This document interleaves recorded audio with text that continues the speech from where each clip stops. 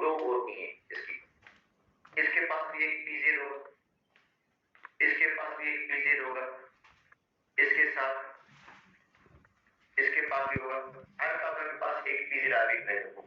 तो 6 कार्बन और उनके पास एक पीजेड ऑर्बिटल है। अच्छा, ये ओवरलैप होंगे पैरेलल मैनर में और बॉन्ड बनाएंगे पाई बॉन्ड। अच्छा, अब देखो ये पीजेड है, ये इस पीजेड, इसके पास चॉइस है, ये पैरेलल ओवरलैप इसके साथ भी कर सकता है। अगर इनके साथ ये पैरेलल ओवरलैप करेगा तो पाई बॉन्ड यहाँ बन जाएगा। देखो पाई बॉन्ड कहाँ पे बनेगा, पाई बॉन्ड इधर बन जाएगा, यहाँ पे पाई बॉन्ड बन गया, क्योंकि पीजेड के साथ पैरेलल ओवरलैप कर रहा है। अपर और लोअर स्टेरिंग से जो बॉन्ड बनेगा वो कौन सा होगा, पाई बॉन्ड होगा। अच्छा, तो ये इसके साथ ओवरलैप करेगा पैरेलल मैनर में, तो पाई बॉन्ड दूसरा यहाँ पे बनेगा। ये इसके साथ ओवरलैप करेगा तो पाई बॉन्ड एक यहाँ पे बन जाएगा। तो कितने पाई बॉन्ड्स हो गए, 3 पाई बॉन्ड हो गए। देखो, तो इसका मतलब है जो केक्यूल ने कहा था कि भाई बेंजीन के अंदर 3 पाई बॉन्ड्स हैं, उसकी तस्दीक हो कि बेंजीन के अंदर पाई बॉन्ड्स कितने हैं, और वो भी अल्टरनेट पोजीशन पे, अल्टरनेट है। देखो यहाँ पे पाई बॉन्ड बना तो यहाँ पे नहीं है, इधर पाई बॉन्ड बना तो यहाँ पे नहीं है, इधर बना तो इधर नहीं है, ठीक है। अच्छा, अब पेयरिंग का दूसरा वे भी हो सकता है, दूसरे तरीके से भी पेयरिंग बना सकते हैं, ये जिसको हम कहते हैं रेजोनेंस स्ट्रक्चर। देखो दूसरे तरीके से भी इसकी पेयरिंग हो सकती है।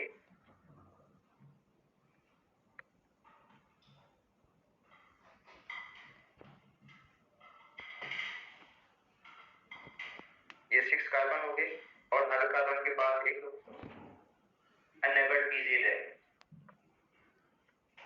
ये अनएबल्ड पीजेड ऑर्बिटल है। अब क्या करता है कि पेयरिंग का वे चेंज हो जाता है। देखो डिफरेंट तरीके से पेयरिंग होती है, मतलब ये जो पीजेड पहले इसके साथ पेयर बना रहा था, देखो पहले पीजेड इसके साथ पेयर बना रहा था, अब इसका इरादा तब्दील हो गया, अब ये इसके साथ ओवरलैप कर रहा है अपने नेबरिंग के साथ, यहाँ पे पाई बॉन्ड बन रहा है। देखो ये पीजेड इस पीजेड के साथ ओवरलैप कर रहा है, क्योंकि इस पीजेड के साथ दो नेबरिंग पीजेड हैं इसके, क्योंकि किसी के साथ भी ओवरलैप कर सकता है। तो ये पीजेड इसके साथ ओवरलैप करेगा तो पाई कहाँ पे बन रहा है, इधर बन रहा है, और ये पीजेड इसके साथ ओवरलैप करेगा तो पाई बॉन्ड अब क्या बनेगा, इधर बनेगा, और ये पीजेड इसके साथ ओवरलैप करेगा तो पाई बॉन्ड यहाँ पे बन जाएगा। तो देखो पाई बॉन्ड की पोजीशन क्या हो गई है, चेंज हो गई है, ठीक है। तो ये डिफरेंट पेयरिंग, देखो पेयरिंग क्या हो रही है, different way of the pairing, pairing का डिफरेंट वे है। तो इसको हम कहते हैं रेजोनेंस स्ट्रक्चर। इसको क्या कहते हैं, रेजोनेंस स्ट्रक्चर या अल्टरनेट स्ट्रक्चर, अल्टरनेट पेयरिंग। देखो पेयरिंग अल्टरनेट हो गई है ना, पहले पीजेड इसके साथ पेयर बना रहा था, तो अब किसके साथ बना रहा है, इसके साथ पेयर बना रहा है। तो different way of the pairing को क्या कहते हैं, रेजोनेंस स्ट्रक्चर। अच्छा, अब आते हैं इन दोनों का रेजोनेंस हैपर्ड।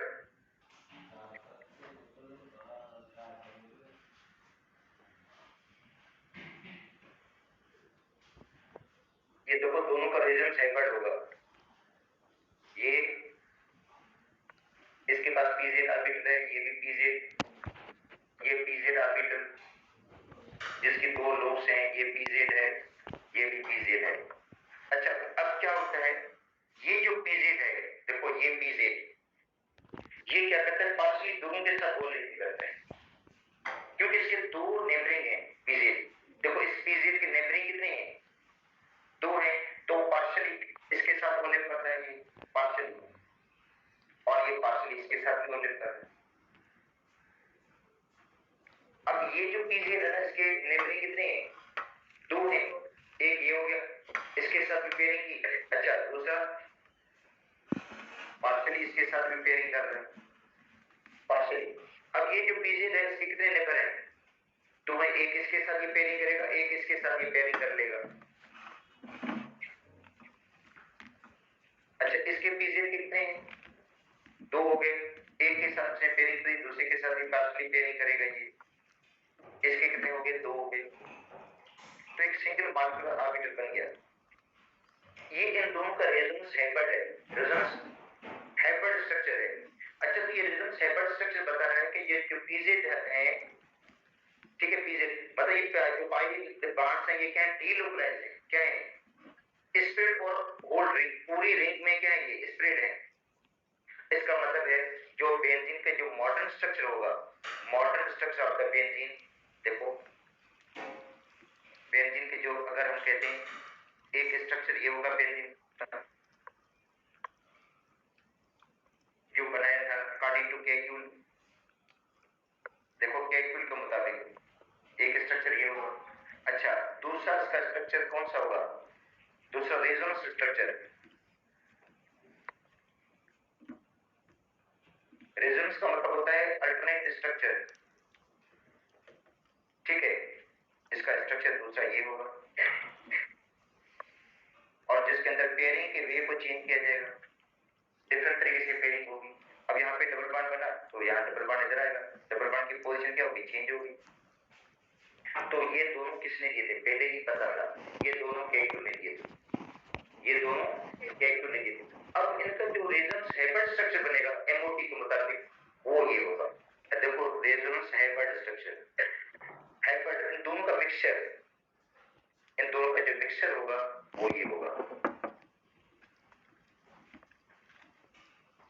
ये वाला। अच्छा, जो शो करता है कि इसके अंदर क्या है? Delocalization of the pi electron, जो पाई इलेक्ट्रॉन से डीलोकलाइज हैं, इलेक्ट्रॉन क्या है? डीलोकलाइजेशन। अच्छा, ये दिया था रोबिन्सन स्ट्रक्चर्स को कहते हैं।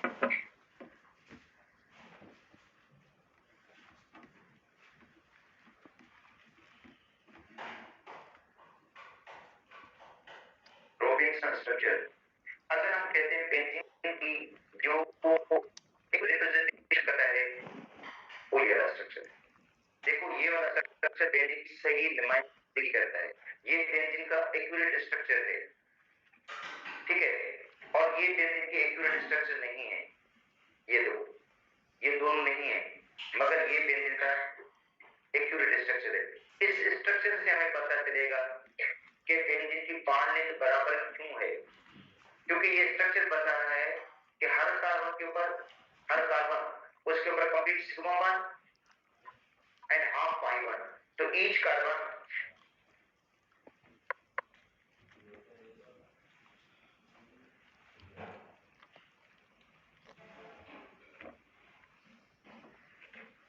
कंप्लीट सिग्मा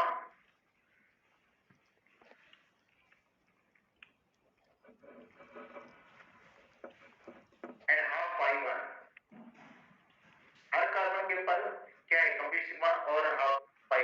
तो बॉन्ड ऑर्डर जो बनेगा, बॉन्ड ऑर्डर जो बनेगा बेंजीन का बनेगा 1.5, 1.5 है बॉन्ड ऑर्डर। इसका मतलब है दो कार्बन है ना के दरमियान कंप्लीट सिग्मा बॉन्ड होगा और हाफ क्या होगा? पाई बॉन्ड होगा।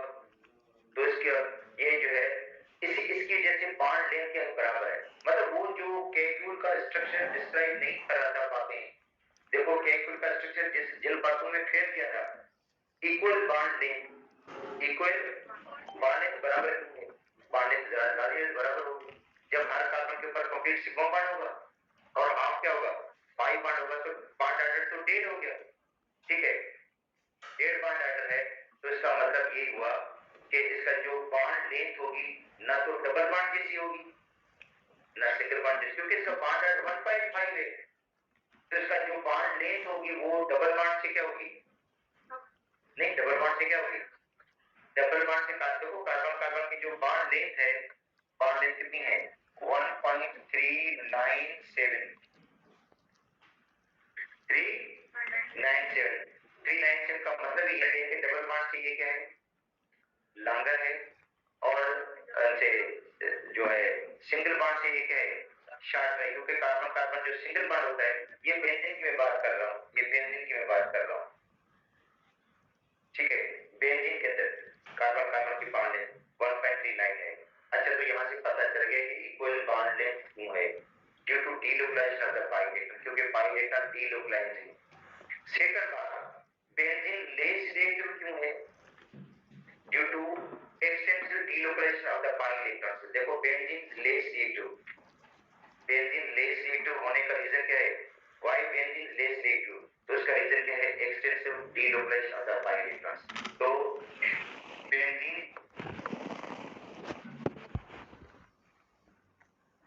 is less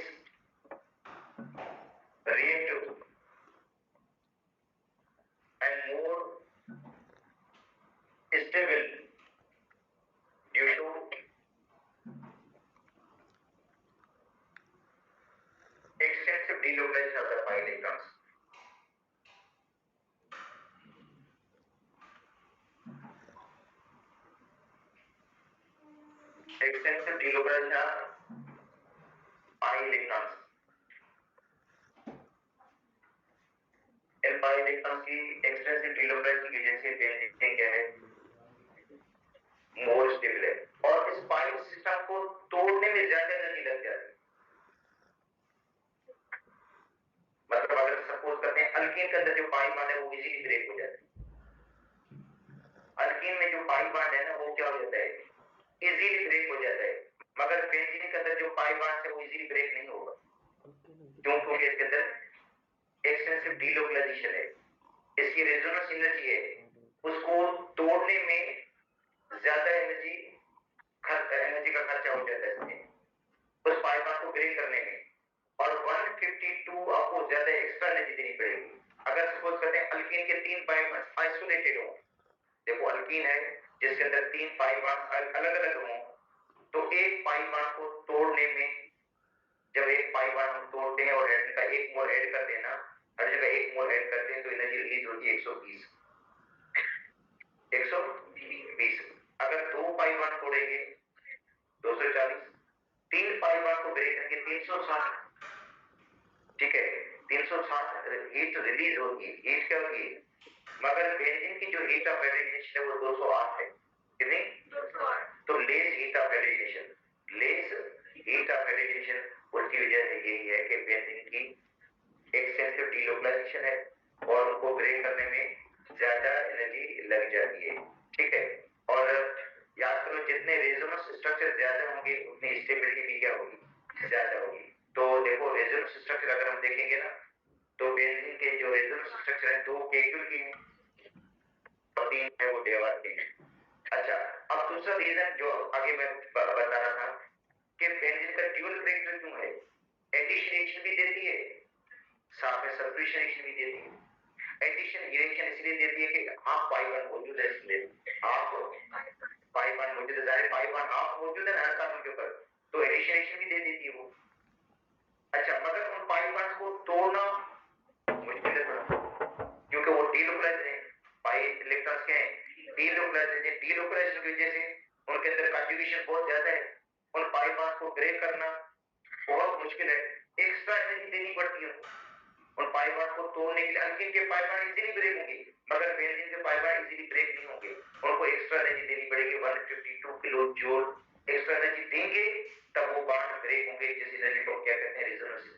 इसका मतलब है बेंजीन की जो रेजोनेंस एनर्जी है वो बहुत हाई है, उसको तोड़ने के लिए एक्स्ट्रा एनर्जी देनी पड़ेगी 152। अगर वो एनर्जी नहीं मिलेगी तो pi सिस्टम टूटेगा भी, जो pi सिस्टम इसको ब्रेक करने के लिए एक्स्ट्रा एनर्जी देनी पड़ती है 152 किलो जूल, जिसको हम कहते हैं रेजोनेंस एनर्जी। जब तक वो एनर्जी नहीं मिलेगी तब तक pi बॉन्ड नहीं टूटेंगे, तो एडिशन होंगे भी नहीं, तो उनकी जगह पे क्या हो जाएंगे, सब्स्टिट्यूशन हो जाएंगे।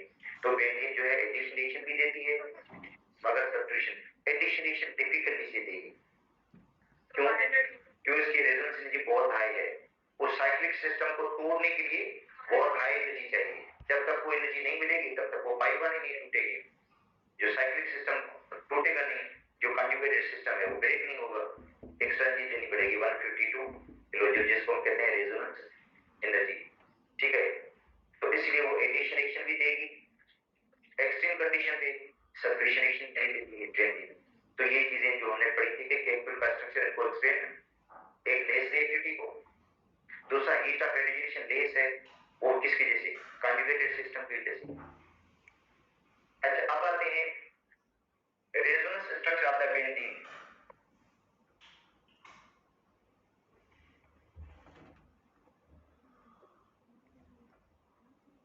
देखो रेजोनेंस स्ट्रक्चर क्या है, डिफरेंट पेयरिंग स्कीम होती है, मतलब डिफरेंट, जो अभी मैंने आपको बता रहा था, देखो ये जिस तरह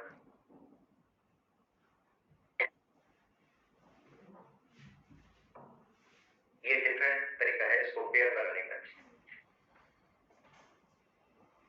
ये अलग है, ये पीजे इसके साथ ओले पर है पेयर बना रहा है, अब ये पीजे इसके साथ ओले पर, तो डिफरेंट वे ऑफ पेयरिंग के जो डिफरेंट वे होता है उसी को क्या कहते हैं, रेजोनेंस स्ट्रक्चर या अल्टरनेट स्ट्रक्चर, रेजोनेंस स्ट्रक्चर या अल्टरनेट, तो ये और ये दोनों के हैं अल्टरनेट स्ट्रक्चर है, या ये वाला स्ट्रक्चर और ये वाला स्ट्रक्चर क्या है, अल्टरनेट स्ट्रक्चर है, इनको हम क्या कहेंगे, स्ट्रक्चर। तो अब देखो रेजोनेंस स्ट्रक्चर जो है वो 5 ऐसी जो बताए गए हैं। 2 कैक्यूल के स्ट्रक्चर हैं,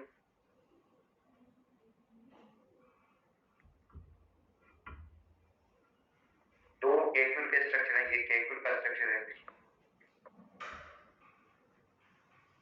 जिसमें डबल बॉन्ड की अल्टरनेट पोजीशन से। अच्छा, रेजोनेंस स्ट्रक्चर के लिए आप होता है ये इस तरह है, एरो लगाते हैं, ये एरो लगाते हैं रेजोनेंस स्ट्रक्चर के लिए। ये एरो जो है वो क्या करता है, रेजोनेंस स्ट्रक्चर को रिप्रेजेंट कर रहा है। इसका दूसरा स्ट्रक्चर ये वाला होगा जिसमें डबल बॉन्ड की पोजीशन को क्या करेंगे हम चेंज कर देंगे। तो ये 2 कैक्यूल स्ट्रक्चर दिए थे और 3 स्ट्रक्चर दिए थे देवाल में।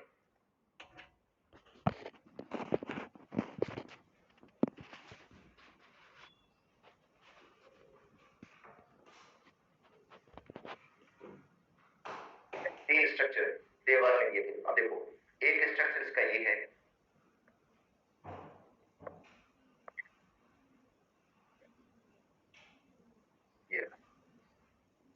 ये इसने स्ट्रक्चर दिया था। कहते ये कार्बन इसके साथ पेयर बनाएगा, ये कार्बन पेयर किसके साथ बनाएगा, इसके साथ जाकर पेयर बनाएगा। अच्छा मगर इसके अंदर देखो एक बात, 1 2 3 4 5 6, एक बात नोट करें, थोड़ी एबनॉर्मल बात लग रही है। 1 और 4 कार्बन की जो बॉन्ड लेंथ है वो लंगर है। बेटा देखो 1 और 4 कार्बन है ना, इनकी बॉन्ड लेंथ क्या होगी, लंगर होगी। और आप बोलते हैं बेंजीन में सब बॉन्ड क्या है, बराबर होगी। ठीक है, मगर उसने बनाया तो ठीक है। अच्छा एक स्ट्रक्चर ये हो गया। दूसरा स्ट्रक्चर इसका ये है,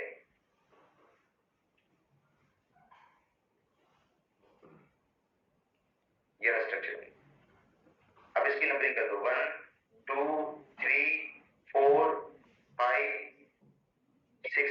तो जो दूसरा स्ट्रक्चर बनाया इसमें 1 4, इसके अंदर 1 4, इसके अंदर देखो 2 5 की जो बॉन्ड लेंथ है वो एबनॉर्मल लग रही है, लॉन्गर बॉन्ड लेंथ है, लॉन्गर बॉन्ड लेंथ है इसकी 2 5 की। अच्छा तीसरा स्ट्रक्चर ये हो गया, देखो ये फर्स्ट स्ट्रक्चर, ये इसका क्या है, सेकंड स्ट्रक्चर। अब आगे थर्ड स्ट्रक्चर थे, जो उसके 3 स्ट्रक्चर थे, ये थर्ड स्ट्रक्चर है।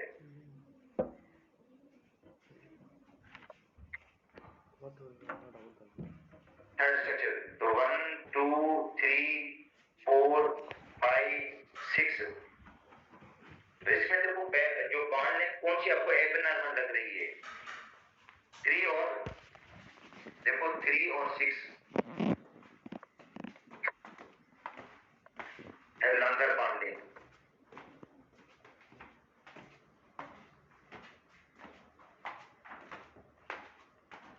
इनकी बॉन्ड लॉन्गर है। अब इन दोनों, इन सबका रेजोनेंस हाइब्रिड स्ट्रक्चर बनेगा। इन सबका देखो, इन सबका जो रेजोनेंस हाइब्रिड स्ट्रक्चर बनेगा, रेजोनेंस हाइब्रिड का मतलब है जैसे sp3 एवरेज नहीं होती है जिसमें s का भी कैरेक्टर p का भी होता है, जैसे बताया था आपको मैंने। तो p का कैरेक्टर उसमें क्या होता है, ज्यादा होता है। sp3 एवरेज में p का कैरेक्टर क्या होता है, ज्यादा होता है। p का कैरेक्टर कितना होगा, 75। sp3 एवरेज की मैं बात कर रहा हूँ, मैं एवरेज की बात कर रहा हूँ, sp3 की बात कर रहा हूँ, इसे नहीं sp3 की। तो sp3 एवरेज में देखो जो हाइब्रिड आर्बिट्रल होता है उसके अंदर कैरेक्टर दोनों का होता है। तो ये जो रेजोनेंस स्ट्रक्चर होगा ना, उसके अंदर कैक्यूल का स्ट्रक्चर का भी कैरेक्टर होगा और देवाल के स्ट्रक्चर का भी क्या होगा, कैरेक्टर होगा। मगर ये स्ट्रक्चर जो बनेगा वो ज्यादा कैक्यूल से रिजेंबल करेगा, कैक्यूल से ज्यादा रिजेंबल करेगा। देखो रेजोनेंस हाइब्रिड स्ट्रक्चर,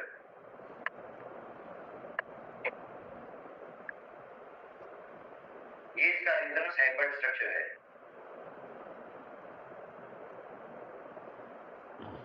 जिसमें सर्कल लगी हुई है।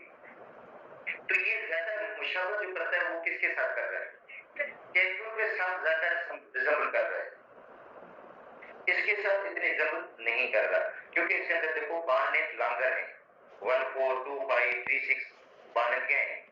एक स्ट्रक्चर 1 4 की बॉन्ड लेंथ लॉन्गर है, दूसरे में 2 5 की बॉन्ड लेंथ लॉन्गर है, तीसरे में 3 6 की बॉन्ड लेंथ लॉन्गर है।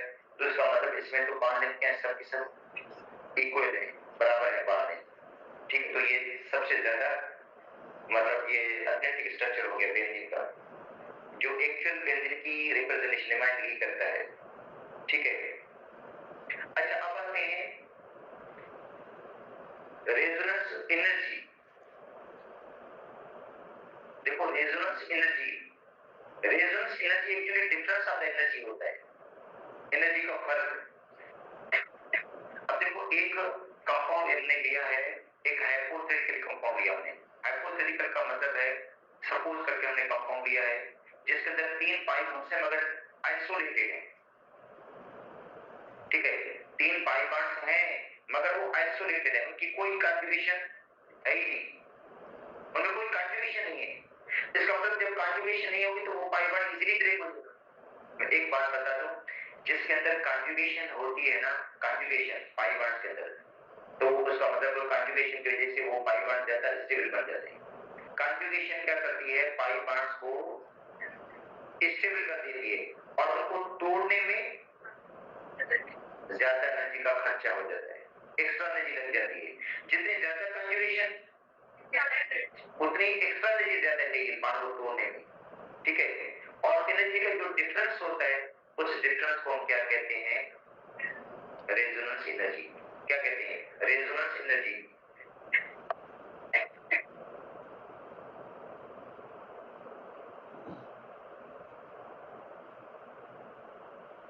तो ये डिफरेंस ऑफ एनर्जी है, एनर्जी का डिफरेंस, एनर्जी का फर्क। अच्छा एक मैं बता देता हूं आपको फर्क कितना निकलेगा। अगर सपोज करते हैं एक कंपाउंड हम लेते हैं हाइपोथेटिकल जिसके अंदर 3 पाई बॉन्ड्स हैं, बेंजीन में कहते हैं 3 पाई बॉन्ड्स हैं, उसके अंदर भी 3 पाई बॉन्ड्स हैं मगर वो 3 पाई बॉन्ड क्या है, आइसोलेटेड है। क्या है, आइसोलेटेड है। और पता है एक पाई बॉन्ड को जब आप ब्रेक करेंगे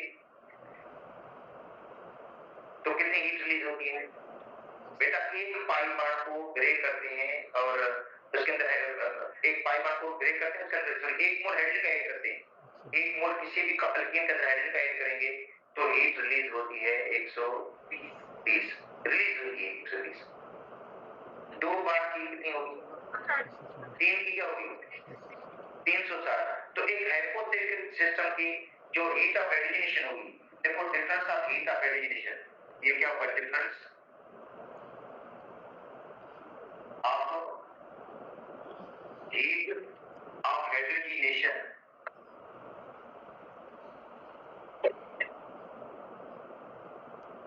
ठीक है, डिफरेंस होता है किसका, heat of hydrogenation of a hypothetical compound, hypothetical compound,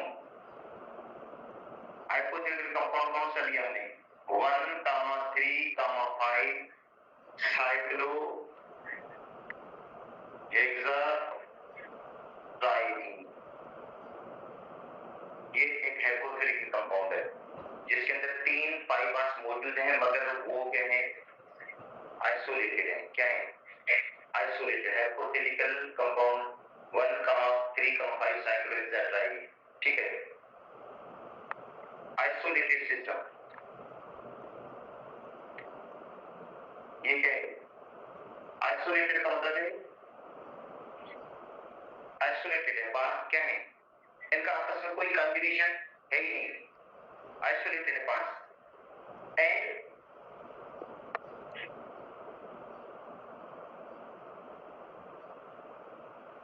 highly conjugated system,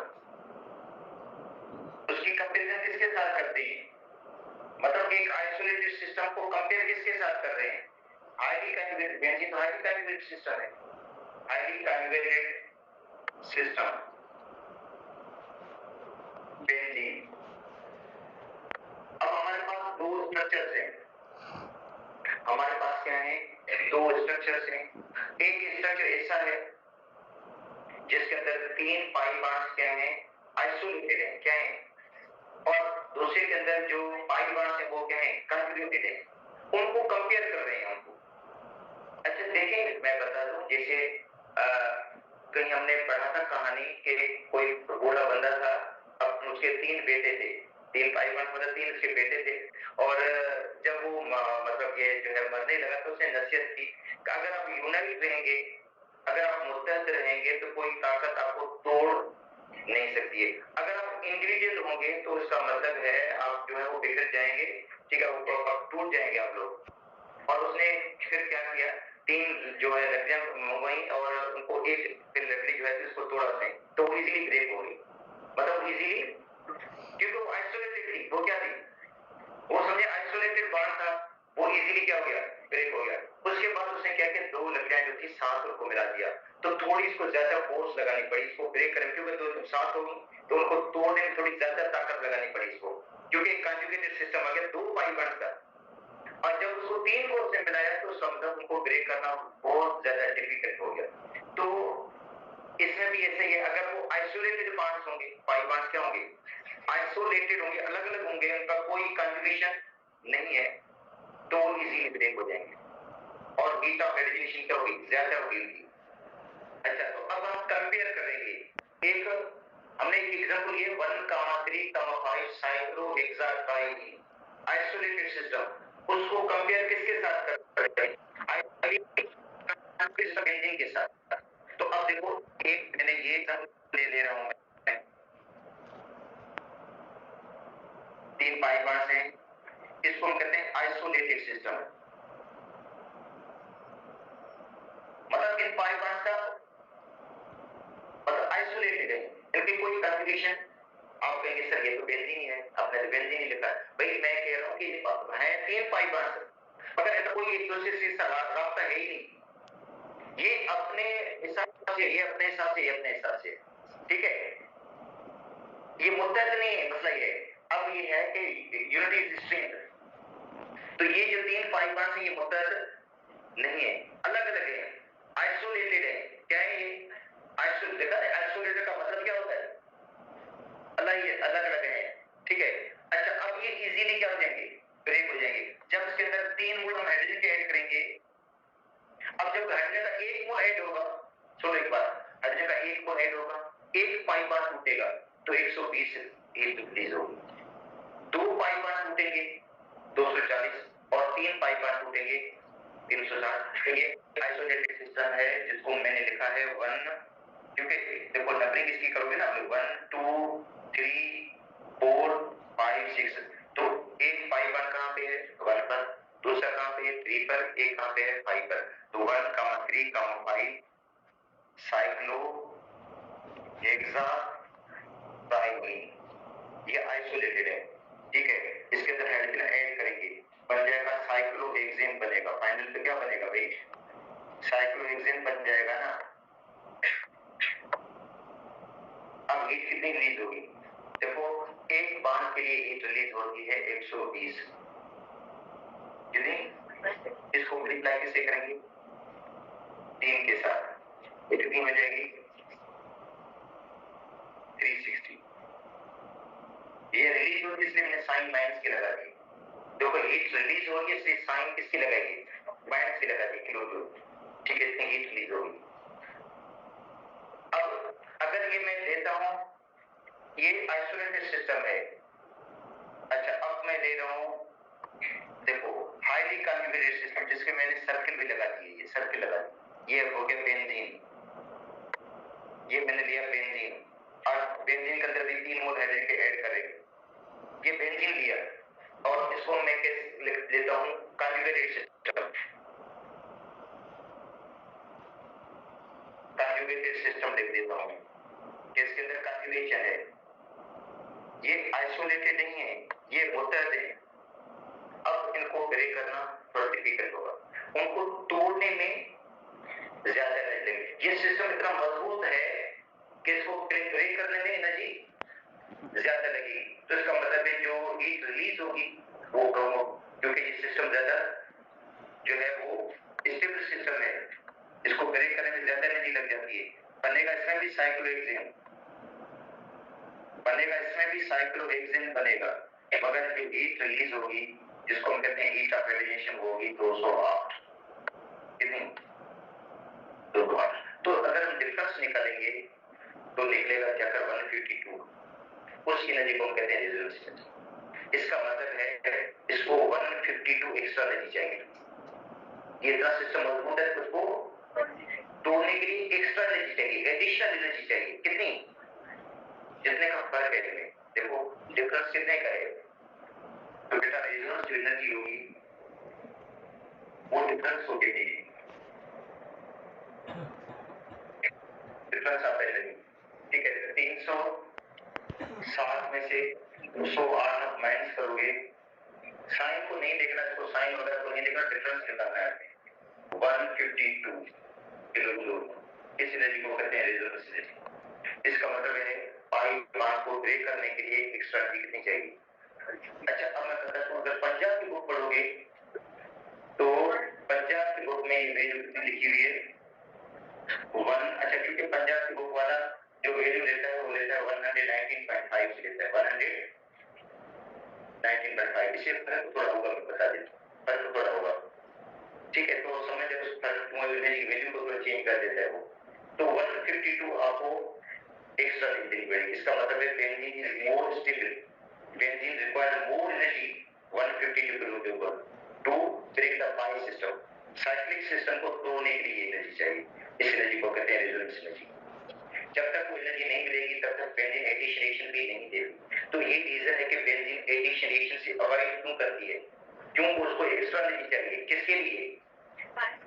जो कंजुगेटेड सिस्टम उसको तोड़ने के लिए, कंजुगेटेड सिस्टम को ब्रेक करने के लिए, तोड़ने के लिए एक्स्ट्रा एनर्जी चाहिए। कितनी? जब तक ये एनर्जी नहीं मिलेगी तब तक वो कंजुगेटेड सिस्टम टूटेगी नहीं बेंजीन का, और एडिशन देगी भी नहीं। जबकि जो अगर आइसोलेटेड सिस्टम होता तो वो इजीली क्या हो जाता, ब्रेक हो जाता और इतनी डिफिकल्टी नहीं होती और इजीली एडिशन हो जाती उसके अंदर। मगर बेंजीन के अंदर इजीली एडिशन बेंजीन जो अवॉइड करती है ना, वो हाई रेजोनेंस एनर्जी की वजह से, हाई एनर्जी की वजह से। रेजोनेंस एनर्जी हाई है, हीट ऑफ रेडिएशन कम है। रेजोनेंस एनर्जी क्या है इसकी, हाई है, और हीट ऑफ रेडिएशन क्या है, कम है। तो benzene is more stable because of high resonance energy.